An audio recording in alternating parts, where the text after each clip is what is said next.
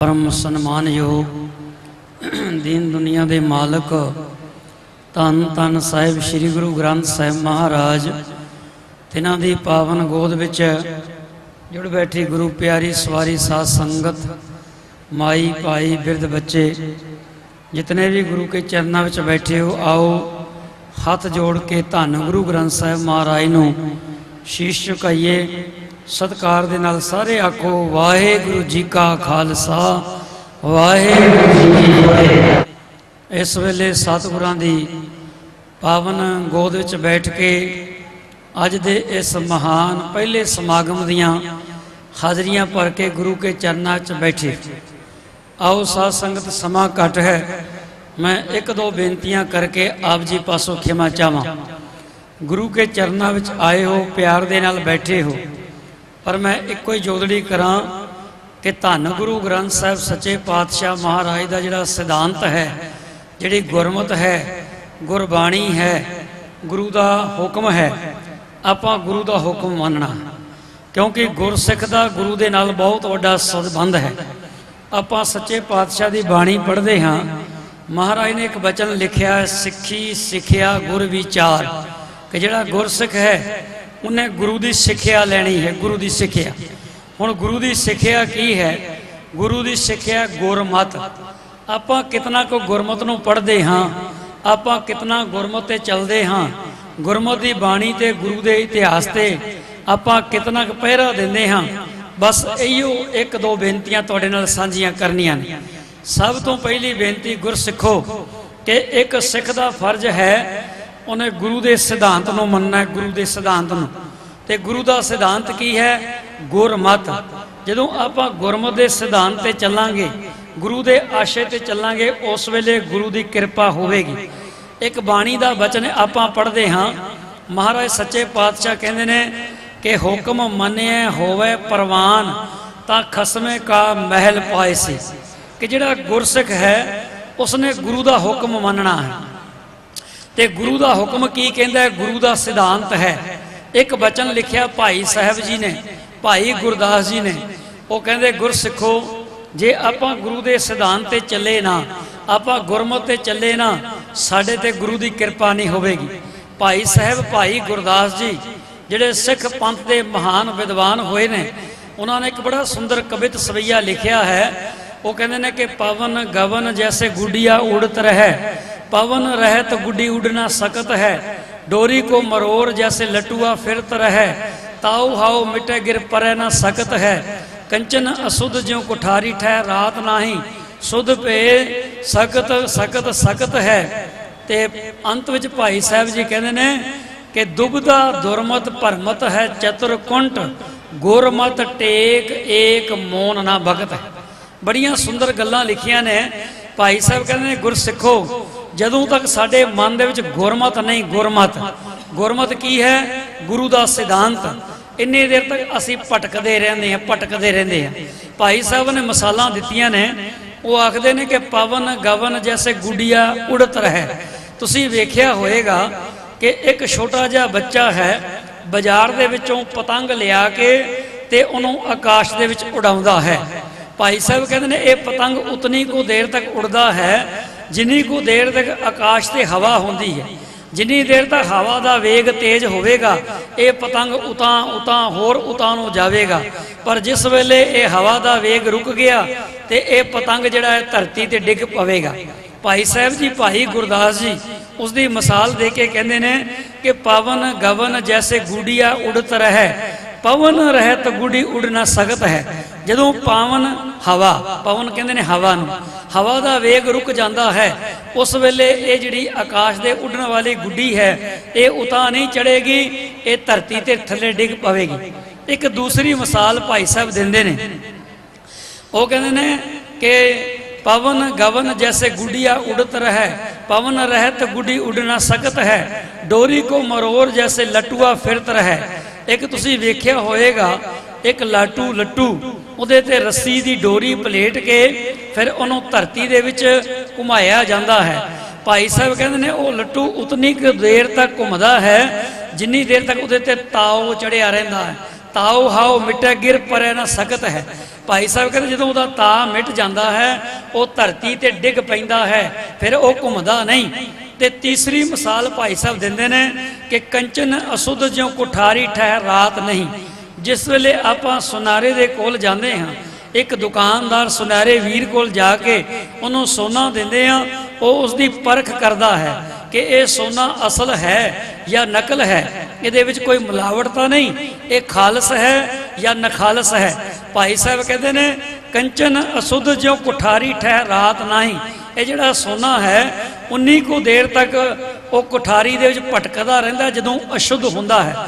ਜਿਸ ਵੇਲੇ ਸੋਨਾ ਸੁੱਧ ਹੋ ਜਾਂਦਾ ਹੈ ਉਹ ਫਿਰ ਭਟਕਦਾ ਨਹੀਂ, ਉਹ ਭਰਮਦਾ ਨਹੀਂ। ਤੇ ਭਾਈ ਸਾਹਿਬ ਜੀ ਇਹ ਅੰਤ ਵਿੱਚ ਫੈਸਲਾ ਕਰਦੇ ਨੇ, ਇਸੇ ਤਰ੍ਹਾਂ ਦੁਬਦਾ ਦੁਰਮਤ ਭਰਮਤ ਹੈ ਚਤੁਰ ਕੁੰਟ, ਕਿ ਜਿਹਦੇ ਮਨ ਵਿੱਚ ਦੁਰਮਤ ਹੈ, ਜਿਹਦੇ ਮਨ ਵਿੱਚ ਦੁਬਦਾ ਹੈ, ਦੋ ਚਿੱਤੀ, ਦੁਬਦਾ ਕਹਿੰਦੇ ਦੋ ਚਿੱਤੀ, ਕਿ ਆਪਾਂ ਗੁਰੂ ਕੇ ਚਰਨਾਂ ਵਿੱਚ ਆ ਵੀ ਗਏ, ਬਾਣੀ ਪੜ੍ਹ ਲਈ, ਮੱਥਾ ਟੇਕ ਲਿਆ, ਅਰਦਾਸ ਕਰ ਲਈ, ਪਰ ਫਿਰ ਵੀ ਮਨ ਵਿੱਚ ਸ਼ੰਕਾ ਹੈ ਕਿ ਕਿਧਰੇ ਸਾਡੀ ਮਨ ਦੀ ਆਸਾ ਪੂਰੀ ਹੋਵੇਗੀ ਕਿ ਨਹੀਂ।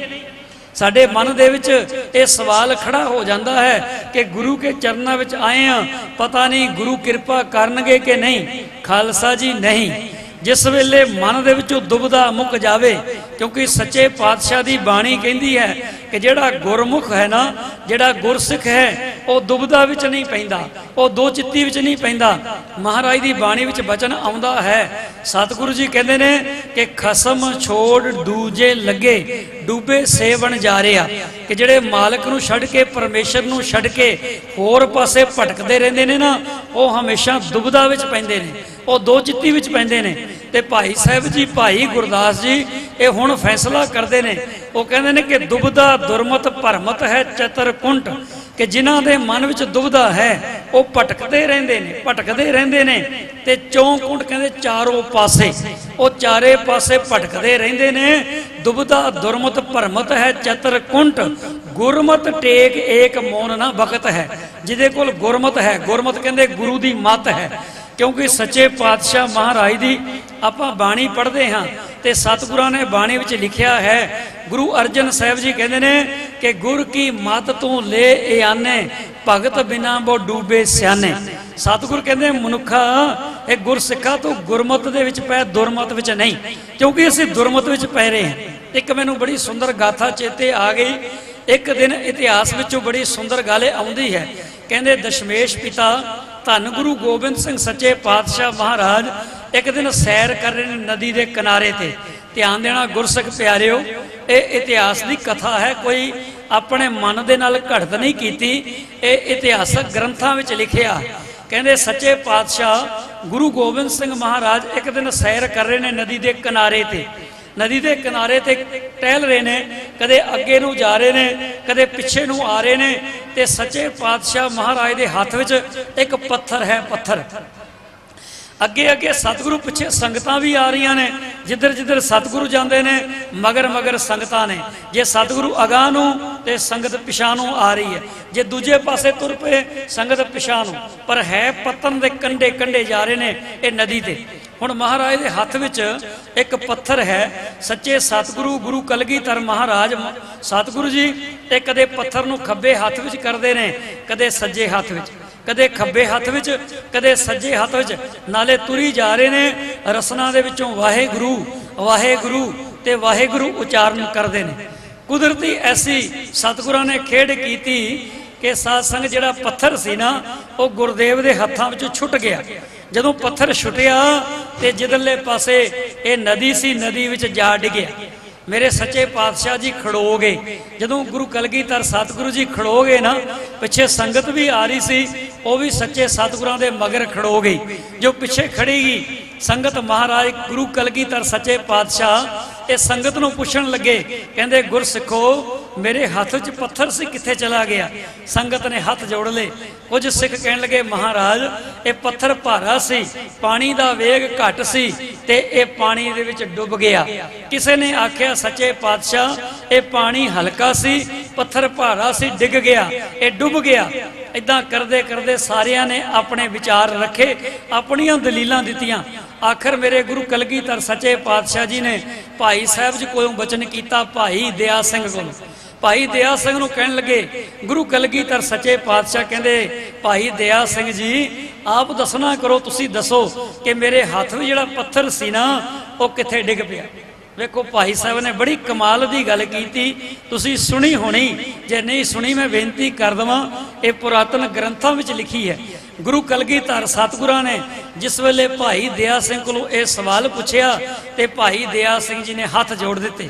हाथ जोड़ के कहन लगे, धन गुरु बाजां वाले गुरु कलगीधर पातशाह महाराज, मैनू ये तो नहीं पता लग्या कि पत्थर कित्थे चला गया, पर मैं इतनी बेनती जरूर करा सतगुरु, जिहड़ा तुहाडे हाथ तो छुट गया वो अज भी डुब गया ते कल भी डुब गया। गज के आखो सतनाम श्री। मैं बेनती करा गुरसिखो, जिहड़ा गुरु नालों अज भी टुट गया वो अज भी डुब गया ते आउंदे समय विच भी डुब गया। सच्चे पातशाह महाराज सानू बाणी विच यही बचन करते हैं कि गुरसिखा तू गुरु दी मत लै, आपां ते मन मत दे मगर तुरे फिरदे हैं। जिहड़ा मन नूं चंगा आ गया, जे मन विच आ गया गुरुद्वारे चले गए, कथा सुन लई, कीर्तन सुन लिया, जे मन नूं चंगा लग गया नितनेम कर लिया, जे मन नूं चंगा लग गया अमृत छक लिया, केस रख ले। पर गुरु प्यारिओ धन गुरु ग्रंथ साहिब सच्चे पातशाह की बाणी पढ़ीए ते महाराज ने इको ही गल का फैसला किया है बाणी विच। सतगुरु कहते हैं कि हुक्म है अंदर सब को, बाहर हुक्म ना कोए, नानक हुक्म जे बुझे ता हूँ मैं कह ना कोई। मेरे गुरुदेव पातशाह बचन करते हैं कि गुरसिखा ते जे गुरु दे हुक्म नूं मन्नेगा तेरे ते गुरु की रहमत होवेगी, तेरे ते गुरु की बख्शिश होवेगी। आओ 2 मिनट में बेनती करके मैं आप जी पासों खिमा चाहवां। सच्चे पातशाह महाराज ने बाणी दे विच एक गुरसिख नूं हदायत की है, कहंदे गुरसिखा जे तेरे कोल गुरु दी बाणी है, गुरु दा बचन है, गुरु दा सिद्धांत है, तेरे कोल गुरु दी मर्यादा है, ते समझ लै तेरे ते गुरु दी कृपा होवेगी। एक गुरु का सिख बाबा लैणा जी जदों इन्हें गुरु के सिद्धांत की गुरु की मत अपने पल्ले बन लई ते गुरु नानक पातशाह ने कृपा करके आख्या, लैणिया तू लैणा नहीं, तू लैणे तू।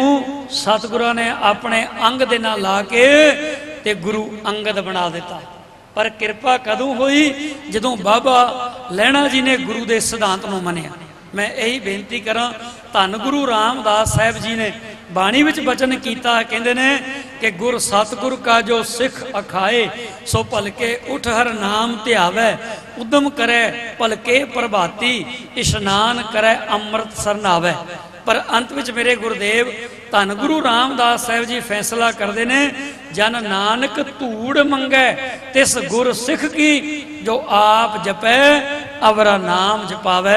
महाराज कहते ऐसे गुर सिखां दे चरनां दी धूड़ी सानू चाहिदी है, जिहड़े आप भी जपदे ने ते होरनां नूं जपाउंदे ने। मैं यही बेनती करा, ये महान समागम मनाउण वास्ते गुरु के चरनां विच अज पहले दीवान दियां आपियां हाजरियां भर रहे हैं। आपां बेनतियां करिए धन गुरु ग्रंथ साहिब सच्चे पातशाह के चरनां विच गुरु कृपा करन, असीं गुरमुख दे सिद्धांत ते चल सकीए, साडे ते गुरु की रहमत हो। आओ अगला प्रोग्राम मेरे सन्मानयोग वीर भाई साहब जी, भाई सुरजीत सिंह जी हजूरी रागी, वो आप जी को जानकारी कराउणगे।